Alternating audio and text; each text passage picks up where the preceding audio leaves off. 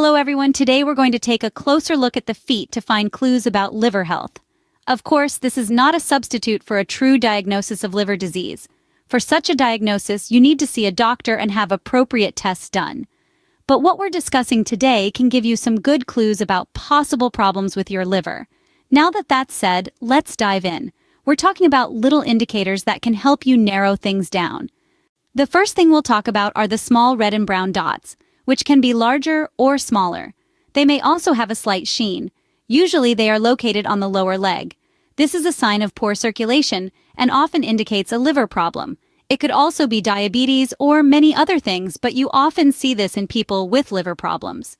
The actual appearance of the lower leg and foot provides a lot of great information about the person's overall health because the heart has to pump blood all the way to your feet and then back through the vascular system. Normally, if there is a problem with the liver or heart, no matter what, there will also be a vascular problem. And you'll see it a lot in this part of your body because of the poor blood circulation that occurs. Many of these problems occur at the greatest distance from the heart.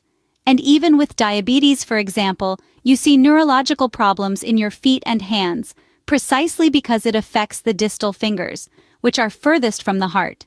You may notice small red and brown discolorations on the lower legs. Then there is something known as spider veins, or spider nevis, which is commonly seen in cirrhosis. What happens in the liver is that a lot of estrogen builds up, and too much estrogen can affect the vascular system. Therefore, you might see varicose veins and spider veins on your lower legs. Then we have cracked heels. This is usually a deficiency of vitamin B3 or omega-3 fatty acids. Why? Because one of the liver's functions is to produce bile and help you absorb these fatty acids, not just omega-3 fatty acids, but also vitamin A, which might be involved in the skin, as well as vitamin E, which are fat-soluble vitamins. But vitamin B3 also affects the skin.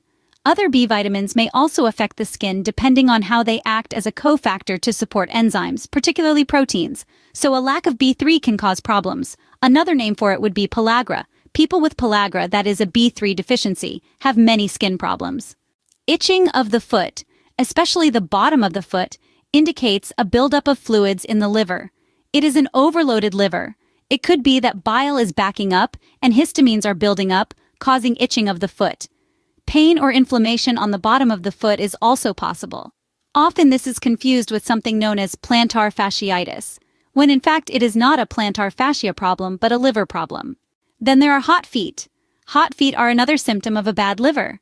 And finally, we have bad smell. So smelly feet. Why?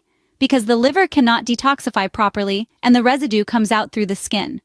When the liver is bad, the affected person's diet is often thus bad, and the entire body is full of waste, especially in the large intestine and kidneys, and this then comes out through the skin. So you can't have a really terrible, unhealthy liver and at the same time have a very healthy kidney or a healthy intestine. If one organ does not function properly, the others are often overloaded and unhealthy.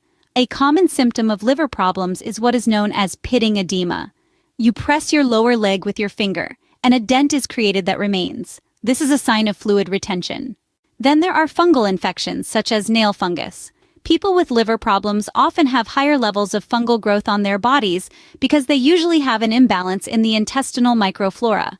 This leads to an overgrowth of fungi and yeast, even outside the body. This is why you see symptoms like psoriasis, and nail fungus. The nail bed often turns white and you lose the small moon-like structure, the lunula, on the nail bed. This happens because of poor blood circulation. By the way, the lunula, often referred to as the nail moon, is the visible part of the nail matrix and appears as a milky white crescent at the bottom of the fingernail, particularly visible on the thumbnail. It plays an important role in nail growth because it creates new skin cells that form keratin and push the nail upwards. So what really causes liver problems? A lot can contribute to this. A big factor is side effects from medications. Another is too much sugar in the diet, especially fructose-glucose syrup.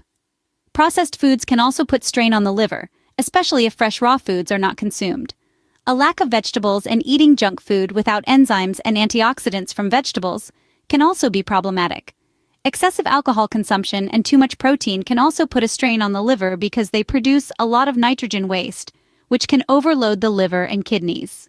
If there is existing liver or kidney damage, It is advisable to reduce protein consumption and increase the proportion of vegetables in the diet. A liver-friendly diet can work wonders. Share your experiences with us in the comments. Thanks for watching. If you like our content, subscribe to our channel and stay informed about new videos.